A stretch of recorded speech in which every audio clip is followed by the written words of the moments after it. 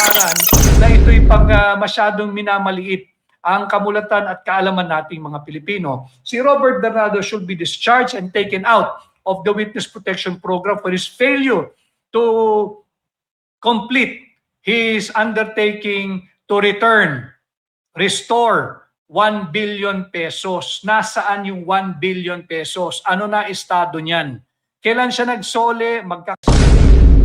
Siya po ay nasa Paris naman. At syempre si GB, magandang hapon din sa iyo. Good afternoon sa iyo, GB. Ganyan din sa ating mga kaibigan mula sa Japan, si Viana Lee Tiu. Maraming salamat sa inyong patuloy na pagsuporta, pagtangkilik at pagsubaybay. Si Romaldo Zorio, magandang hapon din sa iyo. Si Devera KC, maraming salamat. Rose NV, long time no see, long time no hear. Si at Luis Frederick Pascua, maraming salamat. At syempre si Kiara Dizon. Timing daw, sabi ni Kiara, magandang hapon sa iyo, Kiara.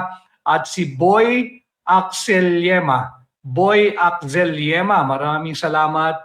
Kasama rin natin, syempre, palagi si at Ayen from Singapore. Maraming salamat. Request siya ng shoutout si at Jerry Ramirez. Magandang hapon sa iyo. Ito, kailangan nating batiin din ang ating kaibigan, si Malu de Mesa. At syempre, bago po tayo magpatuloy, huwag nating kalilimutan ang ating tunay na kaibigan. Laging maaasahan at hindi nang iiwan. Si Asam Ulangkaya. Hi Asam, mabuhay ka at maraming salamat sa patuloy mong pagsuporta at pagmamahal kay Vice President Inday Sara Duterte. Ganon din kay Raymond Paul Maykes. Siya po ay from Dubai naman. Dubai, maraming salamat.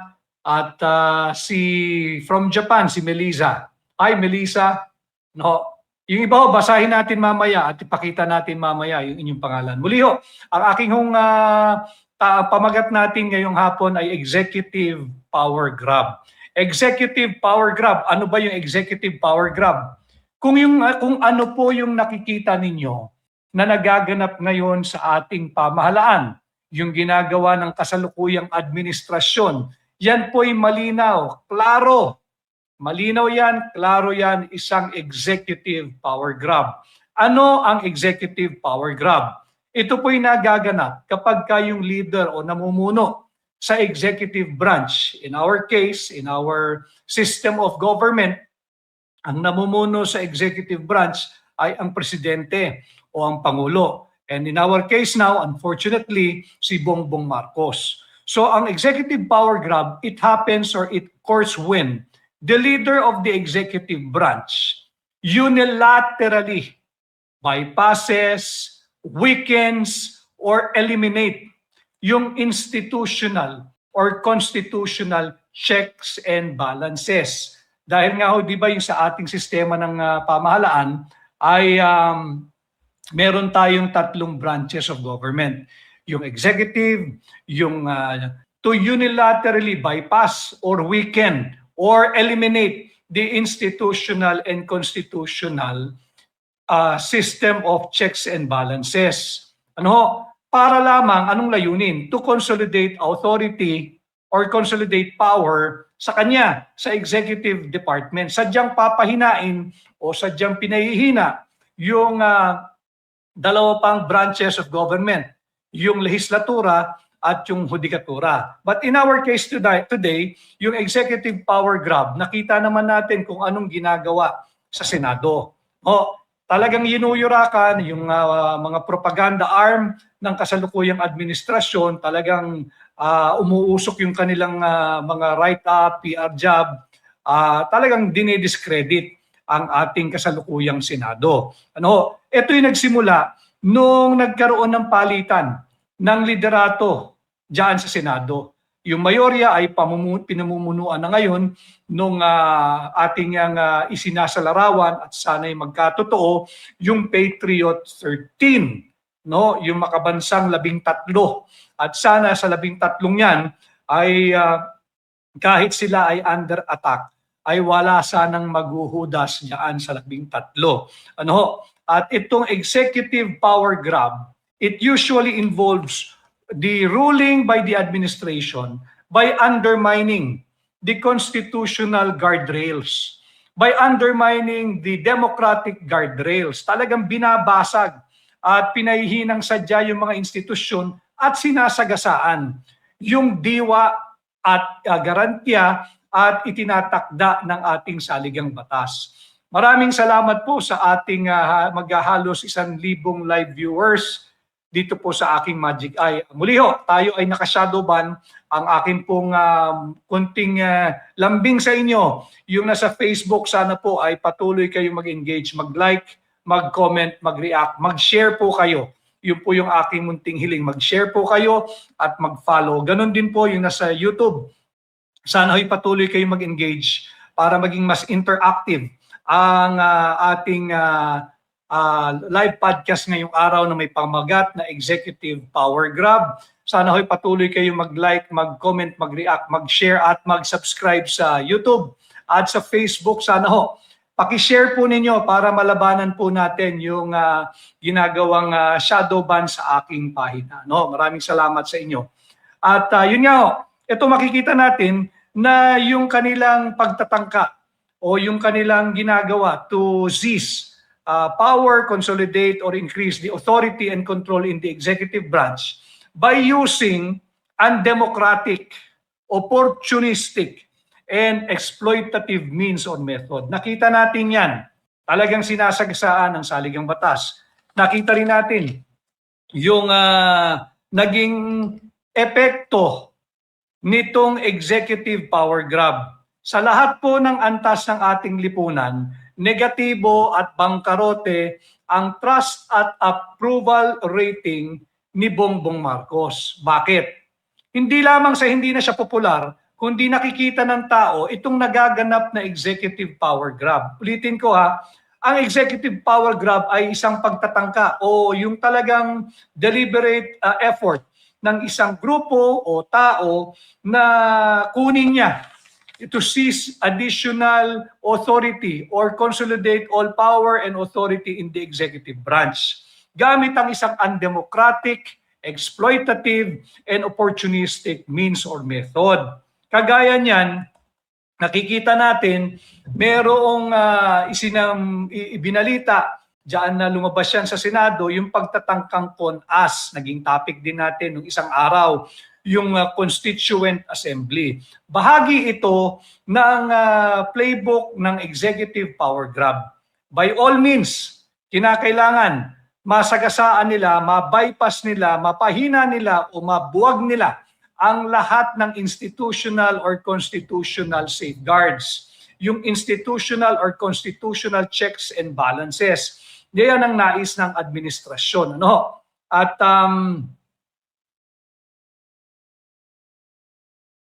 si Marlene Joy, maraming salamat sa iyo, Marlene Joy.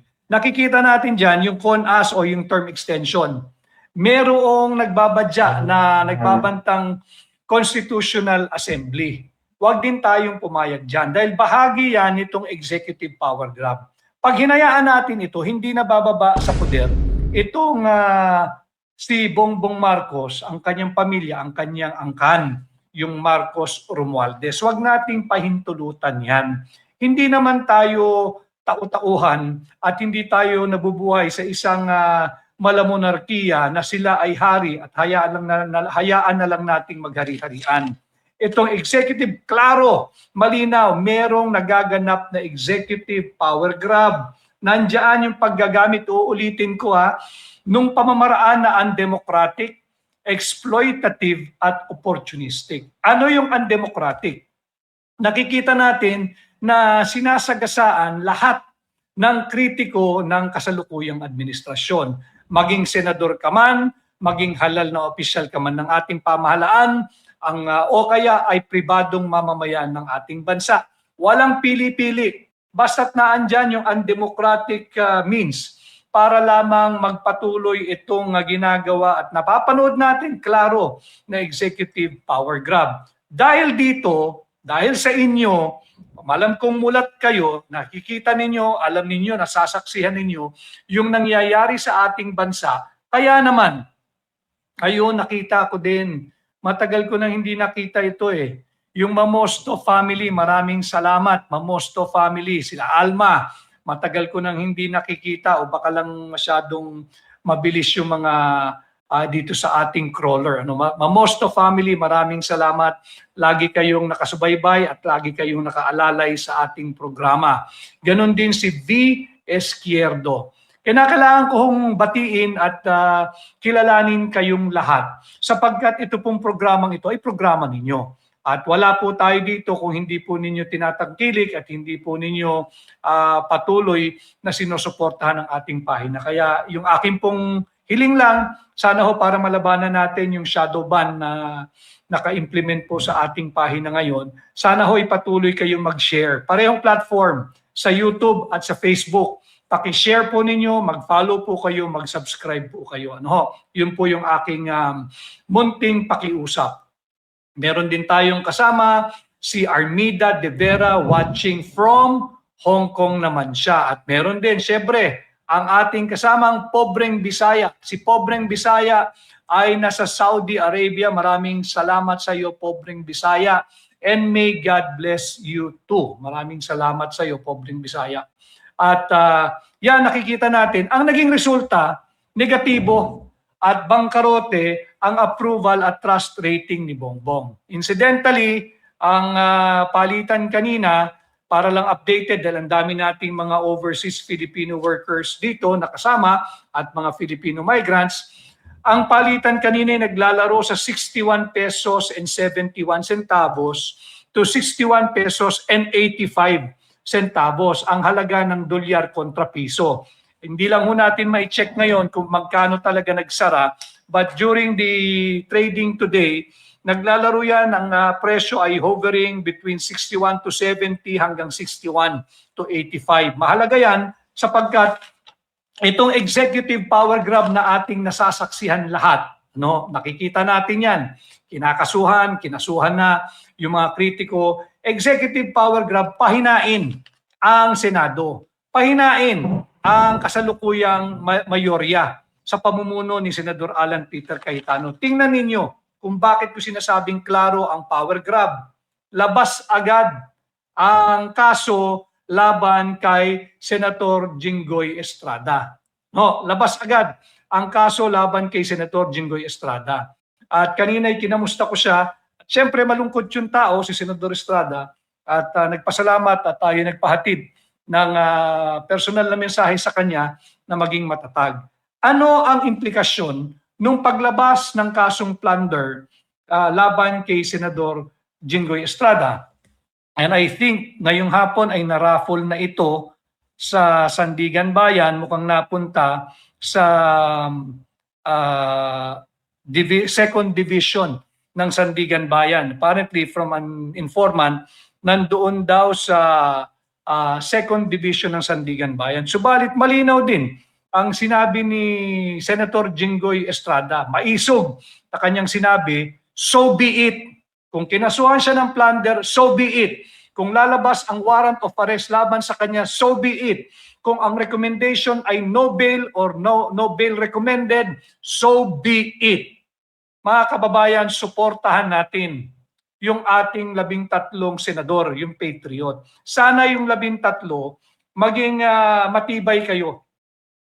One thing that I can tell you, yung ating Patriot 13, one thing that I can tell you, one thing that I can assure you, yung sentimiento at suporta ng pamamayang Pilipino ay nasa inyo.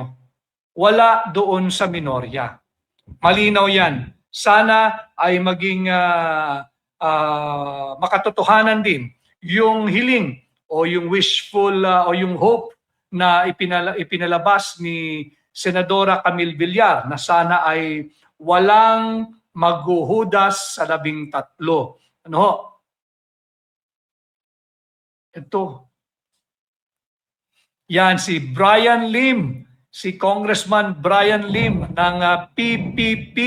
party list. Magandang hapon din sa iyo, kaibigan. Isa kang tunay na kaibigan sapagkat kamo ako isang magandang lalaki na nagsasalita dyan. So maraming salamat at patuloy po kayong mag-like, mag-share, mag-comment, mag-react at mag-subscribe at mag-follow sa pareho po nating platform. Ano? So klaro yung power grab. Lumabas agad yung rekomendasyon. Nakasuhan si Senador Jinggoy Estrada ng plunder. And chances are yung plunder non-bailable. Subalit, sabi nga ni Senador Jinggoy Estrada, ibinabahagi ko sa inyo mga kababayan, kinamusta ko siya kanina, nagmensaya ko ng mensahe ng suporta at pakikiisa sa kanya, sa kanyang paninindigan. And in fact, I told him, whatever little help that I can extend to you, let me know. Do not hesitate. At basta't kaya ko, tutulong ako. At sinabi naman at maging matapang, maisog ang naging pahayag ni Senator Jinggoy Estrada na they will exhaust all legal remedies. Tama naman. Diba? Dahil siya'y naniniwala, walang kaso laban sa kanya. Ito'y bahagi ng executive power grab. Sadyang pahihinain, sadyang ibabypass, sadyang lulusawin ang independence ng Senado. Huwag na natin pag-usapan yung mababang kapulungan. Iilan lang naman talaga ang mga naninindigan dyan. Iilan lang naman talaga ang katulad nating tunay na oposisyon.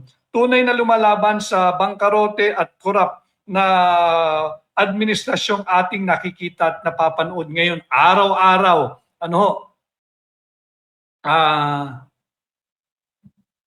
May mga ibang, sino ito? Si Lily Isaac Mina from Australia naman si Lily. Maraming salamat. Si Zenki Leong, maraming salamat watching from Zamboanga del Sur. Tapos may kasama din tayo, tama yung kanyang sinasabi, yung executive power grab is nothing but political harassment, political persecution, political oppression. No? Sabi rin ni Aicog Labda, pero si Tambaluslos libre pa. Tatalakayin natin yan, Aicog. Klaro ang power grab. Again, it is an attempt by a person, a group, or the executive branch of the government that we have today under Bongbong Marcos to seize and control and consolidate authority sa kanila gamit ang undemocratic, exploitative, at opportunistic na pamamaraan. Case in point, labas agad ang kaso ni Senador Jinggoy Estrada. Sino ang kasunod? Kasunod na ba si Dante Marcoleta, si Senador Dante Marcoleta? Isusunod ba si Senador Joel Villanueva? Isusunod ba si Senador Chis Escudero? At kasama rin ba si Senador Mark Villar? Nakikita natin yung pattern.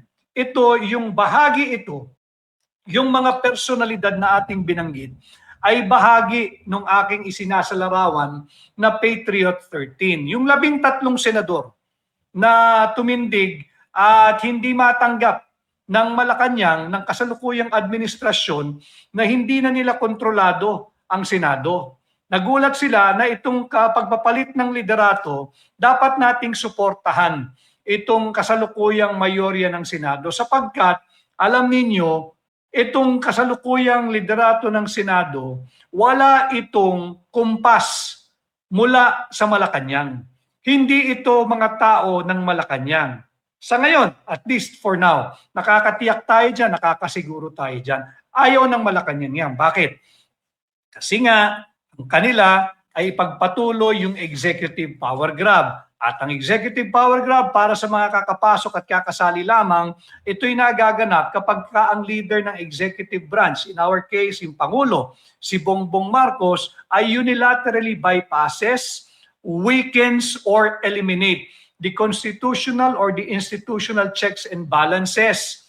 Ang kanya pinipuwersa niya at ang kanyang pamumuno ay maisasalarawan mo, or you can describe by undermining the constitutional guardrails, the democratic guardrails. Paano? Again, by employing undemocratic, exploitative, and opportunistic means and methods. Nandyan yan.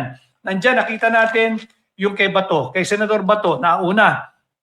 Walang warrant na inisyu ang local court pero pinipwersa nilang iserve yung warrant ng ICC. At na marami nang nagdiskurso tungkol dito, na diskurso na rin natin na kesyo raw ang ICC ay isang foreign tribunal at hindi foreign court, kanya may visa ang warrant, mali pa rin.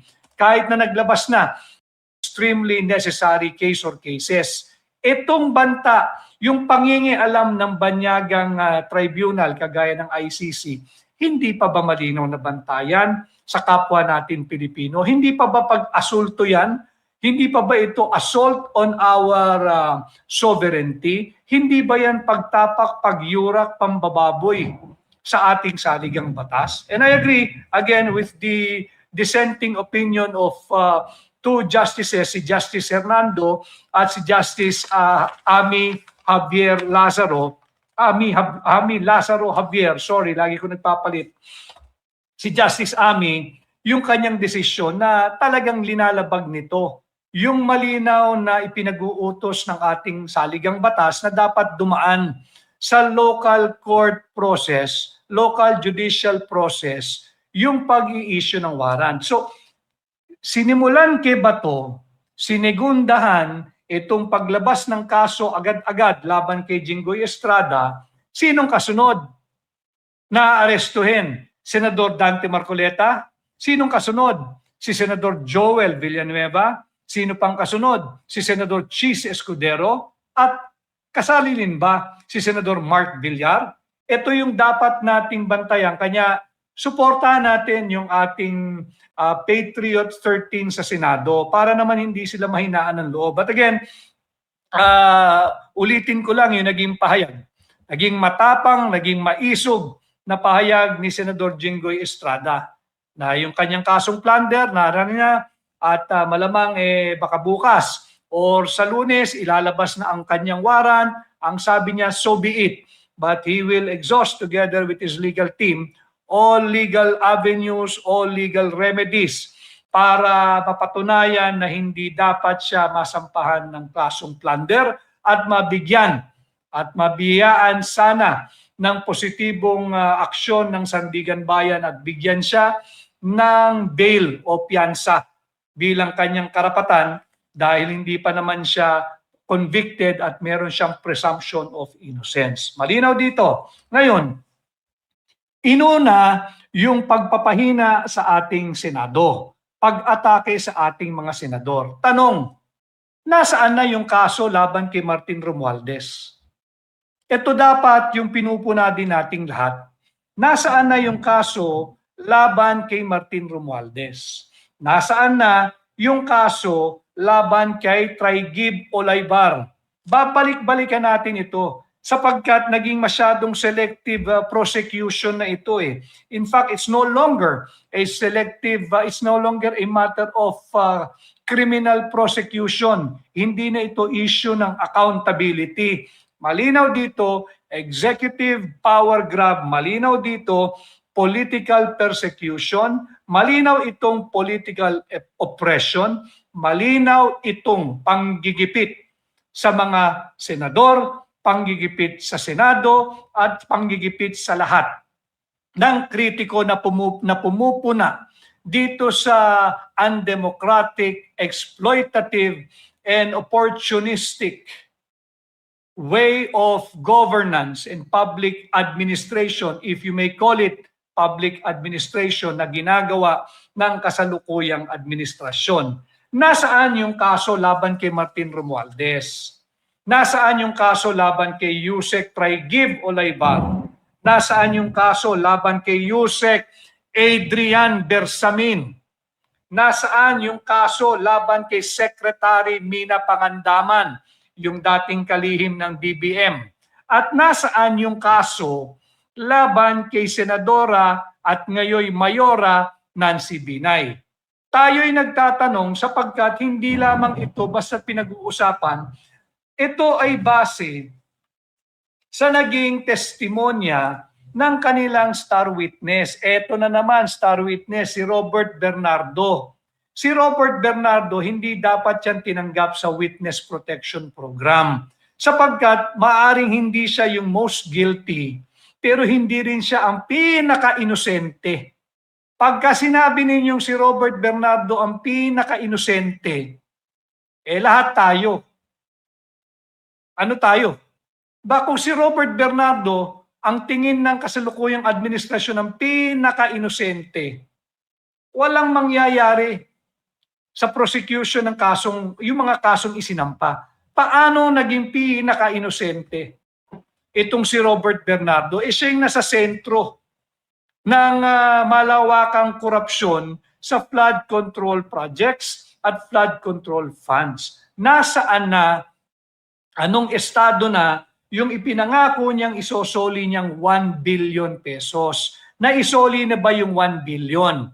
Bahagi kasi yung 1 billion na undertaking niyang isosoli, yun ang kanyang naging undertaking para siya tanggapin at makipagpirmahan ang pamahalaan at maging bahagi siya ng Witness Protection Program. So nasaan yung 1 billion? Naisoli na ba? Kanino? Nasaan? Meron bang pruweba? Meron bang resibo? Bumalik ba yan sa ating National Treasury? Nasaan yung 1 billion? Dahil kung hindi pa niya na ibabalik yung 1 billion, it should have been discharge na matagal na panahon na, dapat yan ay i-disqualify na at hindi na napapabilang sa Witness Protection Program. Bakit? Yung sinabi niyang magsosoli siya ng 1 billion, yun ay pag-amin na siya'y guilty ng plunder o malversation o pagnanakaw, pandarambong. Bakit ka magsosoli ng 1 billion kung hindi mo ito ninakaw? Kung sarili mong pera yan, at hindi naman pwedeng sarili niyang pera yung 1 billion, bakit mo ibibigay sa pamahalaan? Malinaw yan. Yan ay malinaw na pag-amin. Bakit siya nandyan sa Witness Protection Program? Bakit natin kini-question na siya nasa Witness Protection Program? Mga kababayan, magsosoli siya ng 1 billion pesos. Ibig sabihin, nagnakaw siya ng 1 billion pesos o mahigit. Ngayon, pinasok mo sa Witness Protection Program. Ninakawan na tayo, bantay sarado pa siya ng pamahalaan. May security siya round the clock, 24/7. Meron siyang safe house, pagkain, lahat ng luwag nasa sa kanya. Ginigisa tayo sa sarili nating mantika. Nakikita natin yan, parang yung PhilHealth funds din yan. Nag-utos ang Korte Suprema sa Executive Department, ibalik ninyo yung 60 billion pesos sa pera ng mamamayang Pilipino. Sabi nila, yes, ibabalik namin, magko-comply kami, nag-comply na kami. Saan kinuha? Sa buwis din natin. Hindi ba't lantaran na ito'y pag masyadong minamaliit ang kamulatan at kaalaman nating mga Pilipino? Si Robert Bernardo should be discharged and taken out of the Witness Protection Program for his failure to complete his undertaking to restore 1 billion pesos. Nasaan yung 1 billion pesos? Ano na estado niyan? Kailan siya nagsole? Share po ninyo ang ating podcast, ang ating live podcast. Tayo po yung naka-shadow ban, yung nasa YouTube. Patuloy po sana kayong mag-like, mag-share, mag-react, mag-comment at mag-subscribe. Yung nasa Facebook, patuloy po sana kayo na mag-like, mag-comment, mag-react, mag-share. Napakahalaga po nun at mag-follow. Yung kay Cheese Escudero, kay Senador Cheese, siya raw po ay iniimbestigahan sa kasong plunder. Hindi ho kami nag-uusap ni Senador Cheese, may abogado po itong si Senador Cheese at abogado rin ito. Pero ang kanilang ginagamit dito ay yung affidavit ni Robert Bernardo, yung ipinakita sa Senado. Ano ba linalaman?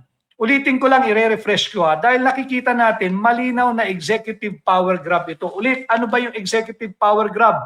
When the leader of the executive branch, in this case si Bongbong Marcos, unilaterally bypasses, weakens, or eliminates the constitutional and institutional checks and balances. Wala nang checks and balance, sinasagasaan na niyan. Or for the reason that he wants power to be consolidated. Yung authority nasa kanya na lahat. Sasagasaan niya ang hudikatura, sasagasaan niya ang legislatura. At yan nga, nakikita natin yung pamumuno, makikita natin yan, very evident na wala siyang pakialam He is undermining the constitutional and democratic guardrails. Sasagasaan niya yan, babaliwalain niya yan. And the employment of the undemocratic, of the exploitative and opportunistic methods para lamang manatili sa kapangyarihan. Dahil pilit nilang minamaniobra ang numero sa Senado. Kaya ang mga nandyan, parahan nila, Senador Dante Marcoleta, maaring si Senador Joel Villanueva, Senador Chis Escudero, at maaring si Senador Mark Villar. Iba pa yung kaso ni Senador Bato de la Rosa. May nagbabanta din na may ICC warrant din daw si Senador Bongo. So makikita natin, it's really an assault sa Senado bilang institusyon at sa mga senador. Dahil nga merong nakasalukuyang nagaganap na executive power grab. Busy ang Malacanang sa pagmamaniobra ng kanilang hanay diyan sa Senado. Nais nila rin makontrol ang Senado. Bakit? Sa dalawang kadahilanan. Nagmamadali sila. They want to ensure that Vice President Inday Sara Duterte will be politically eliminated even before she can file her certificate of candidacy for president. Malinaw yan. They want to ensure, nais nilang siguruhin that VP Inday Sara Duterte will be politically dead even before she can file her certificate of candidacy. Number one, yan ang number one kung bakit nila pilit na minamaniobra at makuha muli ang mayorya diyan sa Senado. Gamit yung huwad na impeachment, articles of impeachment.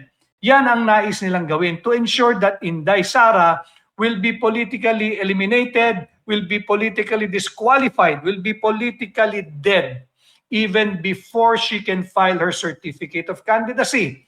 Second reason why there is an executive power grab, because they want to stop by all costs, by any means, the resumption of the flood control corruption investigation. These are the two primary reasons why there is an ongoing executive power grab. Wala na silang pakialam sa democratic process. Wala na silang pakialam sa ating saligang batas. At wala na silang pakialam sa check and balance. Wala sa kanila yan. Kinakailangan maisakatuparan itong nagaganap na executive power grab. Ulitin ko, dahil sa dalawang pangunahing kadahilanan. Alright, dapat tayo nagmumuni-muni, nagbabasa tayo ng mga balitang katakataka, balitang kajotahan dyan sa Pilipinas. Ito, natagpuang may isang senador na magnanakaw ng identity sa Amerika at hindi may paliwanag ang meaning $1.7 million cash na bahay dito sa Porter Ranch, yung nagdalpanitalinuhan na garok naman ng utak. Gusto ko kasi sagutin kasi ang lakas makabobo nito. Alright, again, ito pa rin ay nagsimula dito sa Amendment of Senate Rules na in-explain ni Senate President Cayetano, Congressman Senator Marcoleta, at syempre in-oppose ng mga ulaga and 11 losers. Okay? 11 losers. Alright? Yung mga senador na mga talo ng NGETPA. Sabi ni Eric Sylvester, ito ang isa sa mga boss naming lahat na nasa gobyerno. Alright? Araw-araw pumapasok at nakabilad sa arawan. Tapos, ang ilan sa amin gusto online magtrabaho. Nakakahiya. Oh my God. Diba? Boss daw na yan mga construction workers. Tanggalin na natin yan, ha? Boss daw na yan. Ayan, nakabilad sa araw. Teka, tingnan natin. Wala. Okay, tanggalin natin. Ano yung comment nyo dyan sa kabubuhan na yan? Una, mga kababayan, yung kajotahan ni Erwin Tulfo ni Eric Sylvester, number one, if you talk about kung ano ang nakakahiya. Teka. Andiyan ba ako? Hello? Hello, mic test. Narinig niyo ba ako, mic test? Hindi nakasabit yung anik-anik ko. Hello, gorgeous. Are you there, gorgeous? Brrrr! Krrrr! Ayan. Okay. Alam niyo naman si Ano na naman si Rosa Rosal at saka si Nova Villa, matanda na pareho, di ba? Ganyan-ganyan. Okay, narinig naman natin, alright? Okay. Okay, number 1 punto de vista. Erich Sylvester, okay, hinayo pa kayong mga tulfo kayo. Ano ang mas nakakahiya?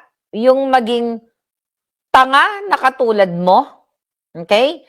Na dati, minumura-mura mo si Virus at si Kiko Matching. Tapos ngayon, dahil pareho na kayong miyembro ng Maleta Gang, di ba? Hindi ka nagalit dun sa sinasabi mong magnanakaw o ano-ano, pinagmumura mo yung dalawa.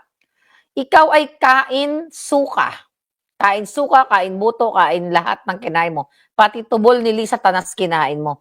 Mas nakakahiya, Erich Sylvester, ang magnakaw ng identity at mabawian ng peking citizenship at ma-flag ka sa gobyerno ng Amerika na lumabag ka sa batas ng Amerika sa pagnakaw mo ng identity. Yes, bend the law. Mas nakakahiya yung hayop ka dahil ikaw ay kabilang sa Maleta Gang. Mamaya paparinig natin yung mga video, mga nagbabiral. Ano ba ang napapansin nyo dito sa mukhang tubol na ito? Alright. Okay, kinukumpara mo ang construction worker na sinasabi mong boss mo, unang-unang hinayupak ka, ikaw ay emotional appeal. Okay, nabasa ko yan kaya palangga natin Edwin Hamora. Alright, nag-ano siya dyan, may komento din siya dyan. But I have my own comment, mga kapalangga. Paano mo i-compare, Erich Sylvester Erwin Tulfo, ang construction worker sa isang senador? Ang issue dito, di ba? Ayaw ba pumasok ni Senator De La Rosa dahil tamad lang siya or what, yan ba ang dahilan na kinukumpara mo sa construction worker?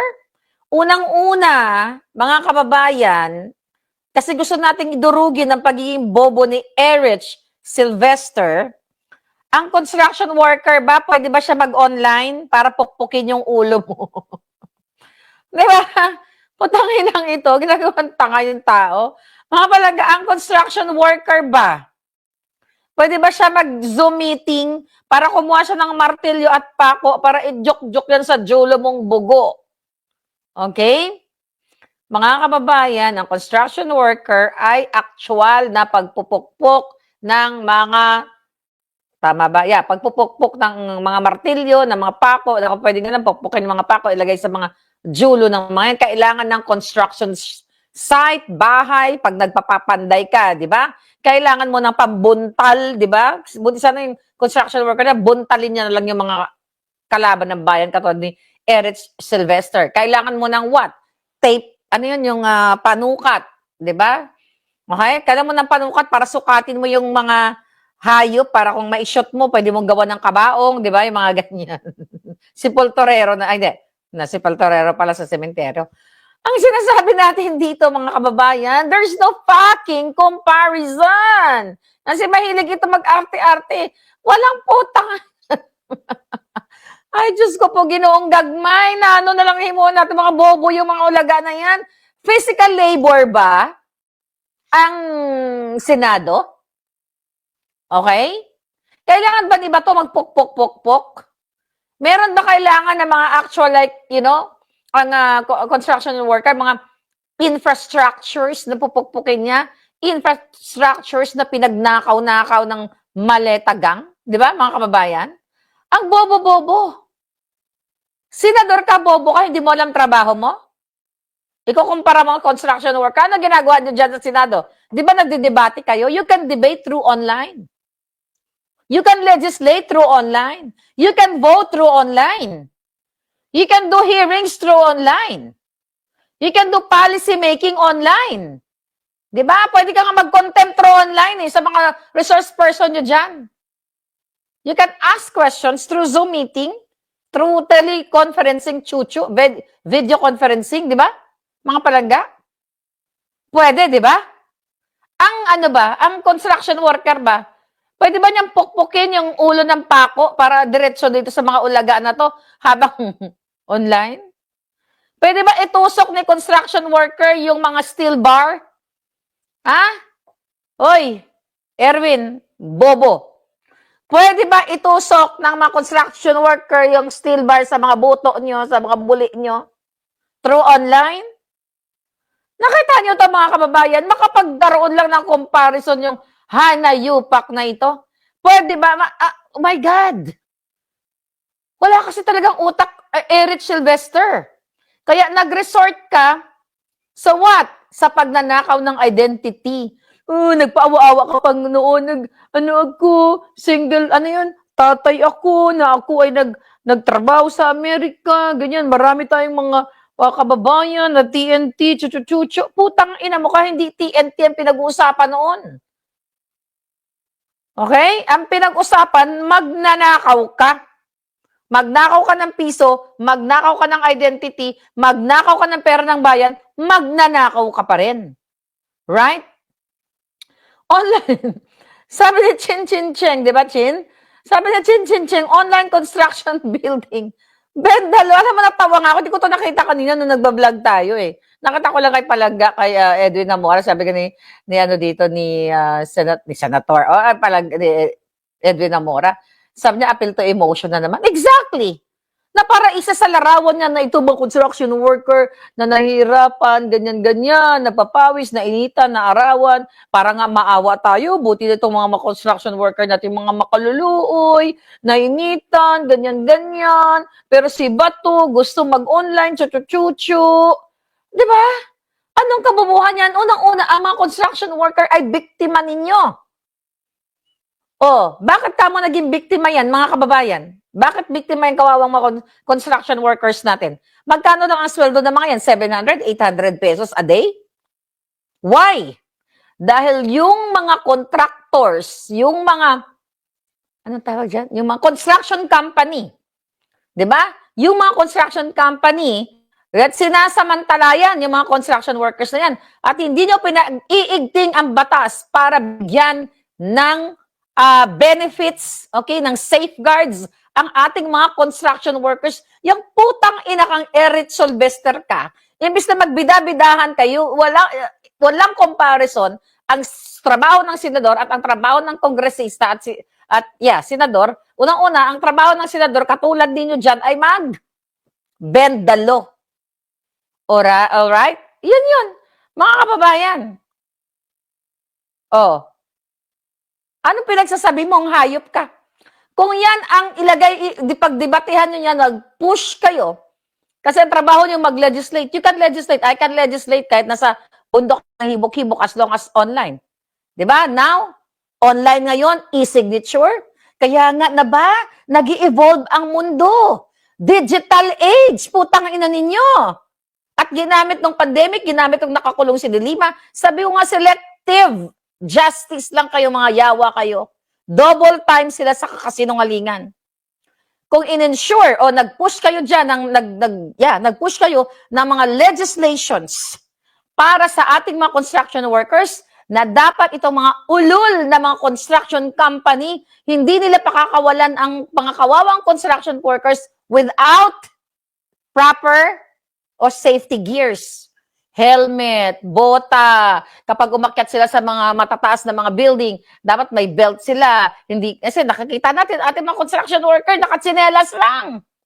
Walang mga hard hat. Ang mga naka-hard hat, yung mga engineers. Shout out sa lahat ng mga engineers. Yung mga engineers, protektado yung ulo nila. Nakita ninyo?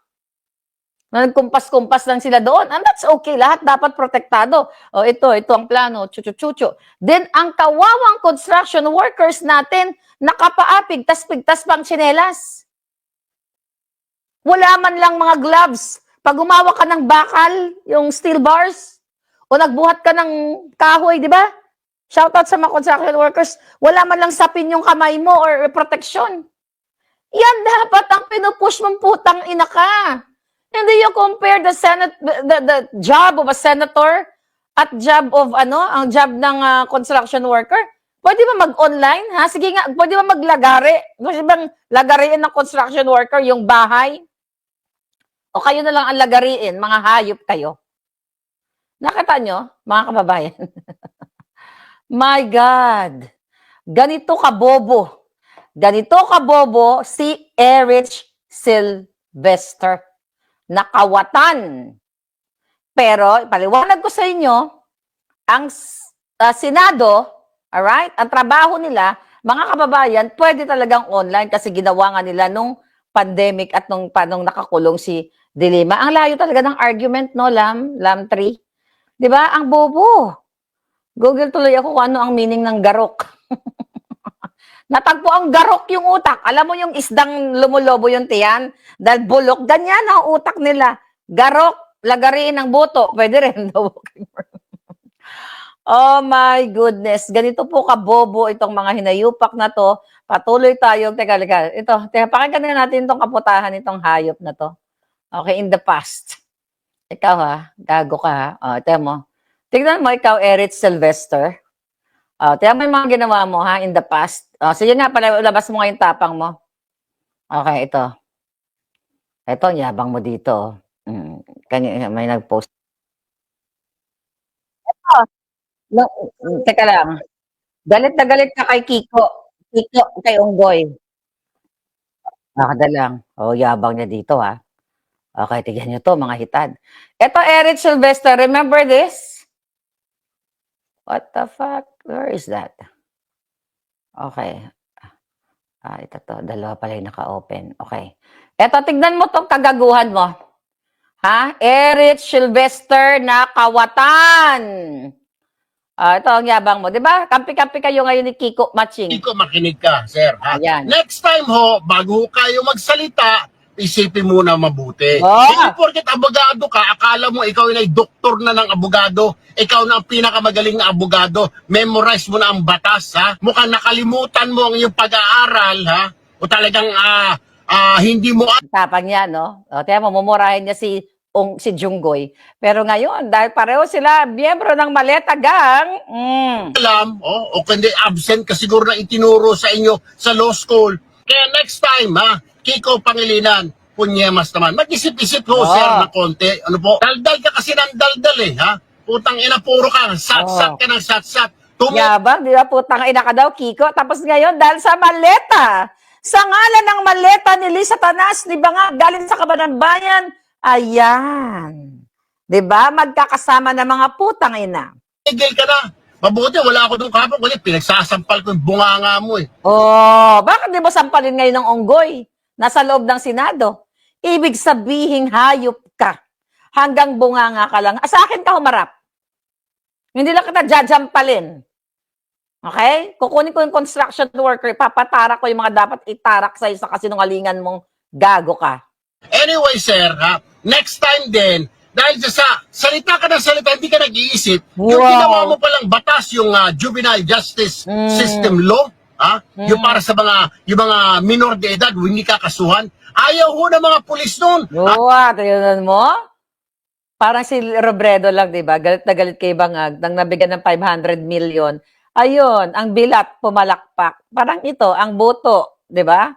Tuwang-tuwa, tumindog, pero lupay-pay pa rin. Supot eh. Teka. Ayaw rin ni Pangulong Duterte, bakit ka mo? O tignan mo ngayon, ha? Ang dami mga bata kung hindi hold-upper, rapist. Kung hindi rapist, tulak ng droga. Kung hindi tulak ng droga, mga snatcher. Hindi makasukasuhan. Bakit? Dahil yung putang inang batas mo na inutil. Wow! Yan putang inang batas, ang galing magmura pala eh. Pero ngayon, tuwang-tuwa na siya sa isang Junggoy kasi miyembro na sila ng Maleta Gang o Maleta Syndicate. Ang juvenile justice system law mo ay hindi gumagana at yan ay punyema pro-kriminal. Lintik. Wow, pro-kriminal! Nung sumisipsip pa kayo kay PRRD. Tapos nung natapos sa si PRRD, sumipsip ka sa mga adik, wala nang silbi si PRRD, yung ginawa ni PRRD para targetin ang kriminal, JK na, no? Useless yung batas mo. Hindi mo pinag-isipan, sir. Next time, pag-isipan mo, sir. Pag ikaw nasa Senado, ikaw gumagawa ng batas, think! Di ba? Think! Think! Pero garok ang utak. Ito magaling magsalita, kala mo totoo, no? Akala mo totoo, pero natagpo ang garok. Yan ang pinapasweldo namin kayo para mag-isip, hindi para mag-ngak-ngak at magdaldal. Mag-isip muna bago magdaldal. Daldalo kayo ng daldal, hindi ko kayo nag-iisip. Senador Kiko, Oh, kita mo yan, darling. Oh, ano ngayon? Ano ngayon ang masasabi nyo dyan, mga palangginging? Ah, 'di ba? Hanggang bunganga lang yung hayop na yan. Akala mo, totoo ang sinasabi, 'di ba? Tuwang-tuwa, yung iba dyan natuwa, pero ang katotohanan, hanggang salita lang yan.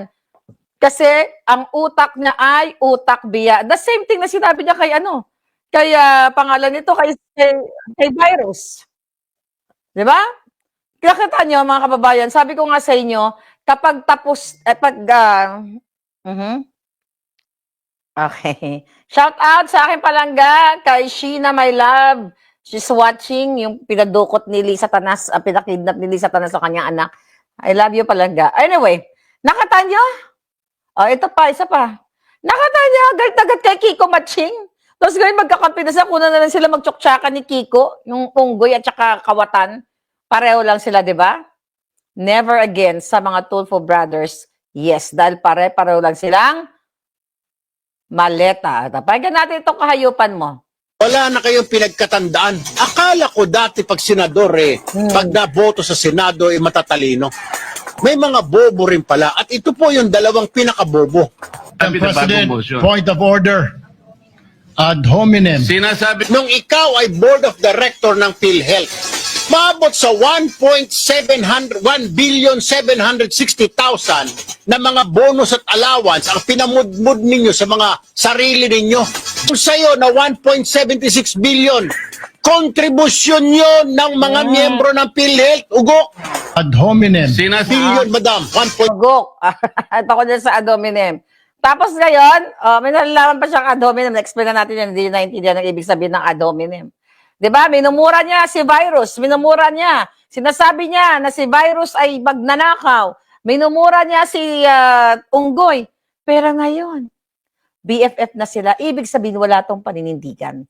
Kasi ako, kung sinabi kong magnanakaw ka, okay? Pagkasama ka sa Senado, iiwasan kitang hayop ka, ibubuking pa kita. At papaganahin ko ang lahat ng power ko para idurugin kita, ilabas ko lahat ng ninakaw mo. Hindi ako makipag-BFF sa'yo, gago. Alright? Ang sabi niya? 7. May dokumento ba? Magkano ang tinanggap mo?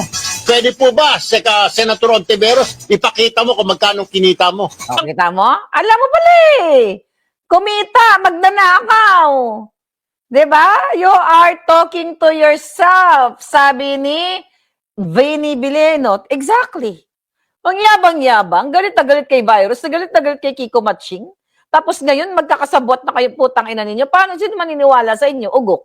Kayo magaling Pumuna kayo ng pumuna, mga demonyo kayo. Oh, kasama mo na ngayon ng demonyo, katulad mo. Di ba? Magkakasama na kayo mga demonyo. Tama ka naman dyan. Demonyo si Kiko, demonyo si Virus. Kasama ka na. Sama-sama na kayo mga ulaga, losers, demonyo. Ad hominem. sinasabi, Pero yung sarili ninyo, hindi ninyo tignan si salamin. Manalamin muna kayo kung may uling ang mukha nyo. Ayan. Oh, ang dami mong uling. Di ba? Yung hayop ka, magbabayad ka rin, Jutang Genemes ka, Erich.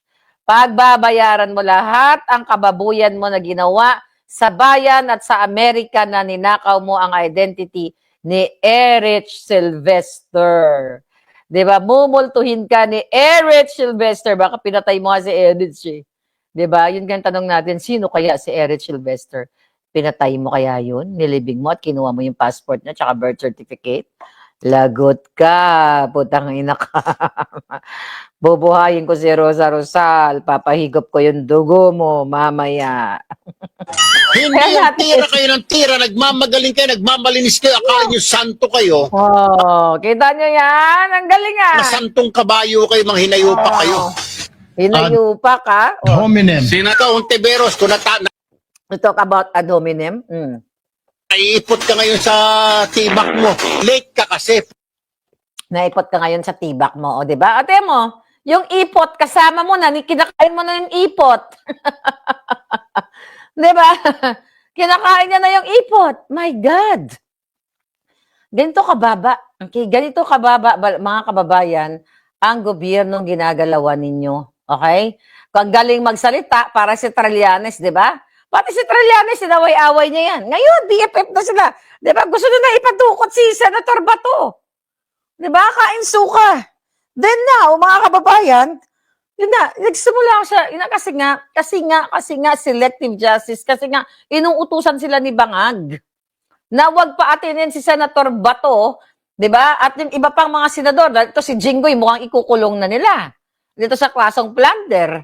Pati si Escudero, si Villanueva, mga kababayan, hindi naman tayo nagkamali dito eh. Kung sabi ko sa inyo, kung pwede nilang patayin nila eh.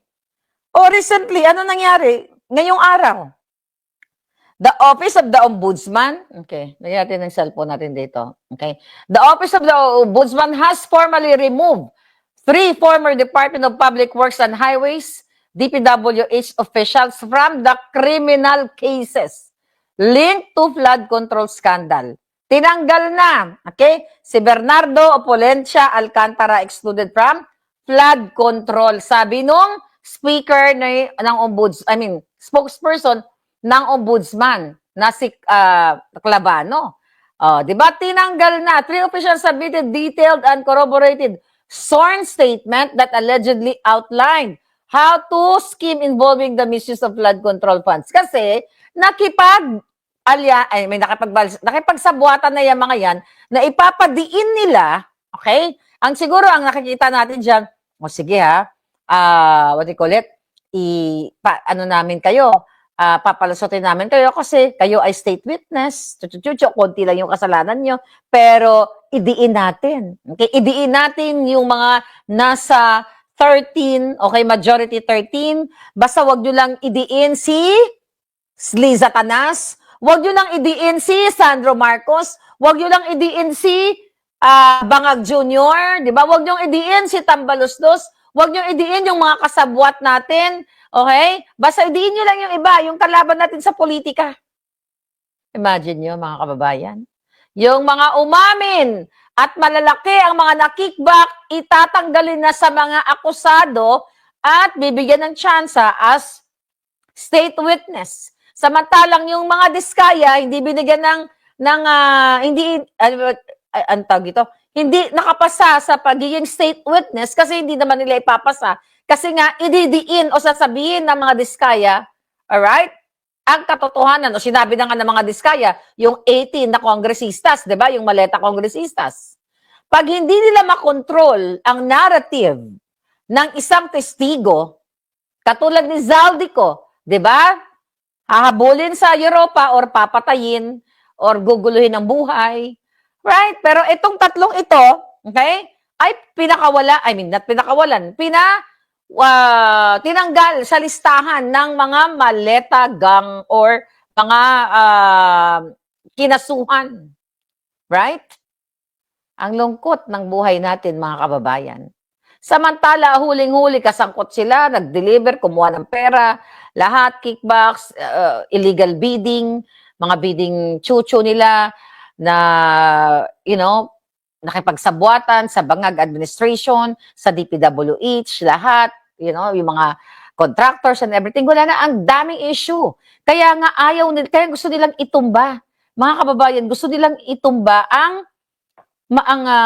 Senate leadership. Yan. Pero ngayon, ayan, si Jinggoy at sila Marcoleta, yan ngayon, mga kababayan, ang kanilang ang kanilang talagang tutuluyan para nga magiba na ang majority 13. Si Revilla, si Revilla nakakulong na. Okay, si Padilla, si Robin Padilla, ayan, hanapan ng butas, 'di ba? Itutumba lahat, si Senator Marcoleta, lahat 'yan ang gagawin nila. Sabi ko sa inyo. Kaya alam mo, ang problema kasi dito, itong mga kakampi natin, sila Senator Bato, si Senator Bongo, kayo lahat dyan, hindi pa kayo kumikilos. Di ba? Bakit papatay kayo niyan? Dapat kumilos na kayo. You know what I mean? Kumilos kayo dahil inuubos na ng mga bangag, okay, ang pera at inuubos kayo. Hindi na kayo makakilos pag nakakulong kayo, believe me. Mas maganda nakawala kayo, nakakagalaw kayo. nakikipag-usap kayo sa inyong mga followers, sa mga Pilipino na manindigan kasama ninyo. Kasi pag nasa kulungan na kayo, pwede kayong patayin doon. Pwede kayong lasunin. Remember? Yung CCTV, naalala nyo ba yon? Sa PIDEA leaks na inutusan, allegedly, ni Liza Tanas, si Kumar, nakausapin si Morales na huwag na magtistigo laban kay Bangag na nagsingot-singot, okay, na addictus. Ay kasi, it's either pag hindi sumunod, papatayin na lang siya, painumin ng lason, o palabasin na inatake sa puso, or nadulas, or what. Baka yun ang gawin sa inyo sa kulungan. Right? Huwag nyo nang hayaan yan. Tignan nyo, online voting rules na yan, ayaw nila, di ba? Kasi nga, gusto nila mabawi ang majority para hindi maimbestigahan ang flood control project na ang mastermind ay si Bangag at si Liza Tanas. Yan ang katotohanan. Kaya even though yung online voting na yan nangyayari sa Kongreso, sa lower house, and even sa upper house, sa Senate, before. Ngayon, dahil sabi ko nga sa inyo, dahil takot na takot sila na ma-open ang investigation, ayan, ngayon, ang kanilang ginagawa, sabi ko nga, gugurgurin kayo. Ikaw, Jinggoy, okay? Jinggoy Estrada, ayan, binuljak-buljak naman kita. Alright, tingnan mo ngayon, kukulong ka na. Yung mga taong nagsalita against you, okay? Yung mga kaaway mo na hindi naman talaga kaaway. O, di ba? Si Robby, kinasuhan mo. O, dahil dun sa mga ganyan-ganyan niya. Hindi siya kaaway mo. Okay? Huwag kang balat sibuyas. Tingnan mo to. Ang kaaway mo, ang Bangag. Kaya kung ako sa'yo, tumutok ka sa kalaban mo. Ang mga bagag, ang mga addictus, yung mga katulad namin, you know, na nagsasalta dito, na kami ordinaryong citizen lang, okay? O, tigil na yan. Lumaban ka. Labanan ng mga, you know, ng majority 13 laban sa mga adik. Lumaban ka, Jinggoy. Panindigan ka. Huwag kang magpapatinag kay Liza Tanas at kay Bangag na alam mo namang tumutuwad-tuwad. Okay? So, huwag kang magpapalupig. Diba? Nakulong ka na. Pag nagpapakulong ka pa uli, paulit-ulit na lang yan. So, kung ako sa'yo, ubusin mo ang panahon mo para i-expose kung ano man ang nalalaman mo. Kasi, sabi nga, diba, nasa undeclared martial law na tayo. Ngayon, kung hindi ka kikilos, kung hindi kayo kikilos, not only Jinggoy, kayo, Escudero, kayo dyan lahat sa majority, para kausapin ang inyong mga botante, yung mga bumoto sa inyo, para manindigan sa kalsada, it's either mabuli kayo dyan. Kaya pag nakulong kayo, bubuliin kayo dyan sa loob ng kulungan. Right, Jinggoy? Right? Kaya kung ako sa'yo, kumilos ka na, kumilos na kayong lahat, kailangan ninyong manindigan dahil martial law na. Gumalaw kayo, marami naman kayong staff. Kung ako lang ang may staff, kung ako lang may mga pabayad sa mga consultant na yan, baka matagal nang tapos ang mga addict. At in-expose ko na nga Dead ba kayo kasi ng 2024? Tignan nyo ngayon. Di ba? Napunta na tayo sa force majeure. Dahil mapo-force majeure kayo dyan sa kulungan. Kahit ayaw ninyo, pag kayo pinadalhan dyan ng mga, you know, pinadalhan kayo ng mga halang ambituka. Right? Baka pasukan pa kayo ni Bangag dyan, baka magpapabuli-buli. Hindi nyo na-control. Force majeure. Extraordinary forces. Okay? Na ginagawa ng mga addictus. Kawawa talaga kayo. Ayan, no? Na-indict na raw, sabi ni Bonjing Remulla. Alright? Ano sabi niya? Sabi ni Jinggoy, if this is the price that I have to pay for standing by my principle, then so be it. Sabi ni Jinggoy, no, Jinggoy. Lumaban ka! Laban sa mga Bangag. I-expose mo kung anong nalalaman mo kasi for sure, may alam ka. Sigurado ko na may alam ka. Kaya ngayon, pinagtutulungan ka na, NBI, lahat. Papayag ka ba? Ako daw papayag. I have the resources and everything. Ba't ako papayag? Nababuyin na lang ako ng mga hayop na to. Kailangan yung manindigan, paulit-ulit na lang. Ayan, si Eric Sylvester, huling-huli, mga kababayan, huling-huli na talagang nanggigipit lang silang lahat. So if I were you, Jinggoy, ayan, pati si Senator Marcoleta, okay, kailangan nyo ng kumilos, sabihin nyo sa mga nabumoto sa inyo, tama na, sobra na. Dapat nang patalsikin ang bangag. Dapat sila pagbayarin dahil sila ang tunay na mga kawatan. Okay? Lahat sila. Habang sila ay patuloy na nanggigipit, patuloy na nagugutom ang ating mga kababayan, mga palangga, okay, mga palangga natin sa majority 13, you have to act now. Katulad ni Mangga, dapat yun ang nangunguna sa rally. Dahil alam niya, adik yung kapatid niya. Alam niya, okay, na sinasabi niya. Di ba? Alam niya na si Satanas ang namumuno sa lahat ng pagdanakaw. Wala rin ginagawa, puro forma-forma lang. Walang mangyayari dyan. Pag puro na lang balitaktakan dyan sa Senado, bratatatat, walang mangyayari kung walang maninindigan. Yan ang nakikita natin, palangga. Eto si Pangandaman, di ba? Yung dati niyang DBM. Di ba, kinasuhan yan ni Liachon. At yan, kasama din pinangalanan ni Saldico. Pinaprotektahan, hindi pa totally lumalabas yan. Protektado ni Bangag. Si Pangandaman, si Bersamin. Kasi oras na ilabas ni Pangandaman ang listahan sa kipay niya. Patungkol sa Maleta Syndicate. Baka tutugisin din siya. Or babalik ta rin. Diba? So, yeah, yan, every day. Every single day. Robin Bala, Marlick ka di ba kasama si Jinggoy noon na namatay si Tantoco? Yes! Yeah, Jinggoy, nandito ka noon sa Amerika. Ilabas mo ba kung nakasama ka doon sa session? Di ba? Kung hindi ka man nakasama sa session, nandoon ka sa party. Jinggoy, ilabas mo na. Okay, ilabas mo na lahat. Bagal-bagal nyo. Kakainis na, sabi ni Marcadan. Oo nga palangga eh. Frenzy deal. Nakakainis talaga. Wala nga mo pinakawalan na yung si Alcantara. Wala na siyang tina-target. Imagine mo yung twist. Yung mga nahuling nagnakaw, pinakakawalan. Right? Tapos ngayon, si Marcoleta, lahat hanapan ng butas. Yep. Jinggoy, you have to speak up. Speak up. Okay? Ang panahon mo, okay? Huwag mo ibuhos doon sa mga walang kakwenta-kwenta. Huwag kang pumatol sa mga trolls. Huwag kang pumatol sa mga komentaryo katulad ko. Okay? Katulad yung mga nag-viral, forget about it. Wala yun.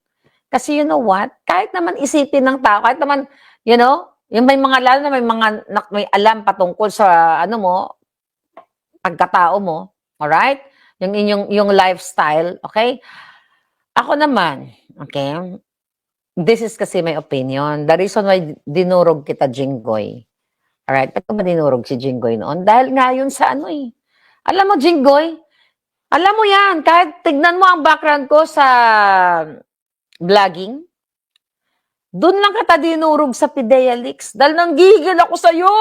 Nanggigil ako kay Bato. Nanggigil ako kay Robin Padilla, kay Bongo, kay Escudero. Dahil hindi nyo pinatawag si Bangag at si Satanas na mga adik.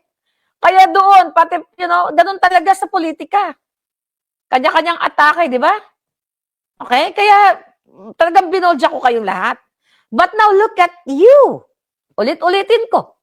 Kung nakinig kayo kay Rosa Rosal, at kay Nova Villa, sabi nila, alright, sana hindi nyo na naranasan ang ganyang pagigipit sa undeclared martial law. Mag-tell all ka na. Nandoon ka. Kasama ka doon. Dito sa Beverly Hills. Diba? Anong pagkakilala mo kay Kumar? Yung lahat-lahat. Diba? Sino ba pinotektahan nyo noon? Si Kumar o si Satanas? Yun yung problema eh. Kaya ako, pag which is impossible, kung ako nasa politiko, hindi ako papasok sa mga ganyang mga kapotahan ng mga maleta gang. Kasi ako ang gugurgor sa lahat ng mga sindikato dyan. I-hire ko to lahat, itong mga palangga. Right? Pidea, yes, Barkadan, remember that? Miss Minchin, ikaw ba yan? Pwede rin. Yeah, nakakagigil na, but every single day, imbis na mapakinggan natin, ouch. Teka lang, sandali. Parang tumatanda na si Miss Minchin. Diba, mag-exercise muna tayo. Alright, Marzel, yan. Mag-exercise muna tayo. Artistahin daw ako. Of course! Marzel, Diyos ko, tayo pa ba? Anyway, mag-exercise tayo tuwing umaga. Mag-chup-chup ng juto si Dilima. Dayan-dayan, dayan-dayan. Magpahimas-himas si virus. Magpalamas-lamas. Ay, nako, kung di, correct, hindi niya tinapos si Bangag. Kaya skeptical ako dyan. Kaya Senator Bato, siguro natuto na sila. Sabi ni Eunice, oo nga di ba? Grabe bakbakan namin nun. Naalala niyo ba yung bakbakan? Alam niyo kung nakinig lang itong mga to, tapos na si Bangag. Hindi niyo kasi ako sinuportahan nung nilabas ko yung authenticated na na pulburo ni Bangag. Tapos later on, itong putang inang si Mangga, di ba? Inamin niya din. Nakita niyo? Ang dami niyong pinalagpas na chances. Okay? Ang dami niyong pinalagpas. Ako na ang sumalo lahat ng naklaban na ito. Diba? Ako na ang tumanggap lahat ng mga fabricated crime ni Satanas. At, mga kaso dito. Fabricated cases. Binigyan ko na kayo ng boses. Inaway niyo pa si Palangga. Anong magagawa ko? Di ngayon, okay? Kayo na ang tinatarget. At least ako, taas no pa rin ako. Kahit ako tinatarget ng mga punyeta. Diba? Yes, you like my pearl.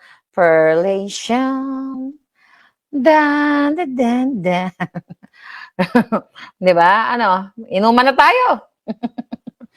Tara, taga, wala pang magsasama sa party sa akin. Kaya lang, 5:00 na eh. Para masarap magsayaw-sayaw ngayon eh. Hawak ko ang juto. Dapat ganun yung sayaw ni Dilima eh. Hawak ko ang buto ni Dayan. Diba? Ay, alam mo, upbeat na upbeat ako, mga palangga. Kilala niyo naman ako. Sumisip-sip ng dugo. Kaya buhay na buhay ako. Diyos ko, my God, ang mga taong gobyerno natin, alam mo, patapon na buhay niyo sa Pilipinas. Patapon na. Kung patapon na ang buhay nyo dahil may ganyan kayong gobyerno, then make it worth na lang palangga. Diba? Maging worth it na yung buhay nyo. Uy, majority 13. Huwag kayong pumayag na ikukulong kayo. Dapat hawak nyo ang beat. Hawak nyo ang beat. I have to finish this book. Ayan. Now, kasi ihahak ko yung mga kalaban kaya nag-aaral ako ngayon ng cybersecurity. At cyberwar, mag-a-apply ako dito sa FBI. Di ba? Pwede daw ako Armida Sigonreina, sabi ni Joey Gregorio. Di ba? My God, please, tapusin nyo na yung pag-chup-chup nila ng mga buto dyan sa Senado at Kongreso. Kadiri, kadiri talaga ang ating bayan. Sobrang, but this world is really, alam mo, ang mundong ito, not only the Philippines, talagang sindikato. Sindikato, matira matibay, kawawa ang taong bayan. Pero kung kayo ay sama-sama, maaaring yung mga bangag, Pero parang feeling ko malapit na talagang matapos tong problema natin sa Pilipinas. Feeling ko talagang may kalalagyan.